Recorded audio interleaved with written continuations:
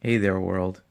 I know you're ready to get back out there and hope to get back to a normal life, but you have to realize that it's not going to be the life that we once knew, and that's okay. I hope some of you have been able to use this time to reflect and maybe look at your habits and your beliefs and your behaviors and kind of sift out the bad ones and figure out a new way to approach life. I know some of you haven't been able to just because it's been stressful and you didn't have the answers and it's a very confusing time, and that's okay. And I know some of you had the time, you just chose not to reflect, and I guess that's fine. But with that being said, I've had a lot of time to think, and I think that we should take a few new thoughts out into this new world so that maybe, possibly, this doesn't happen again. Here are my thoughts. Let's start with this thought first.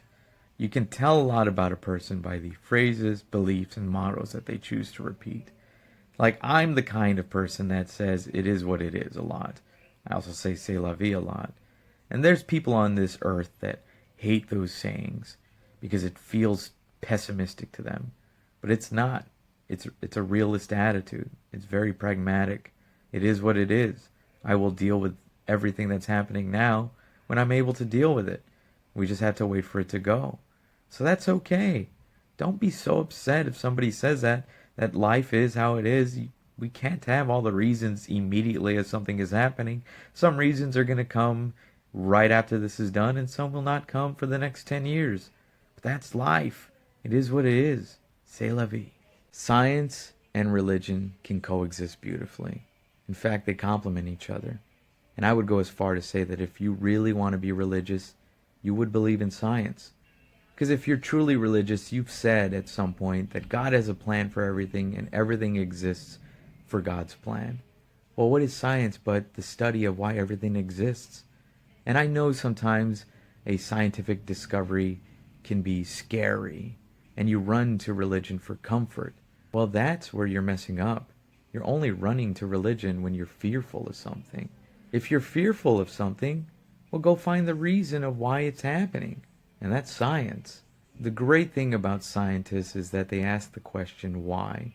Why? And they can give you every answer up until a certain point where the answer is, well, that's just beyond me. You gotta ask God for that.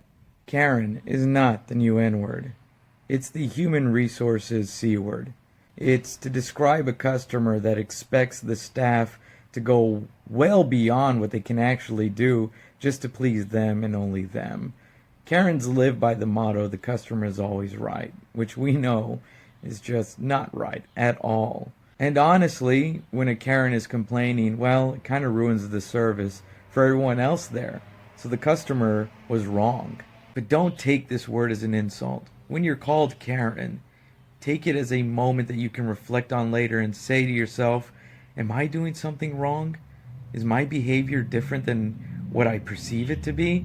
But the main reason that Karen is not the new N word is because no one has ever been lynched while having to hear the word Karen repeatedly yelled at them. And my final thought for the day as the sun is going down is that we need to stop calling politicians elected officials. They are hired help. We are hiring them with our votes and we are paying them with our tax money, and they are supposed to be helping us. Calling them elected officials makes them feel as if they're above us. It's a very pompous term for what they really are, public servants. And that's what we should call them, hired help public servants, so that they know their place in this country, because we are their bosses, and they are the people that we hire to make our lives easier.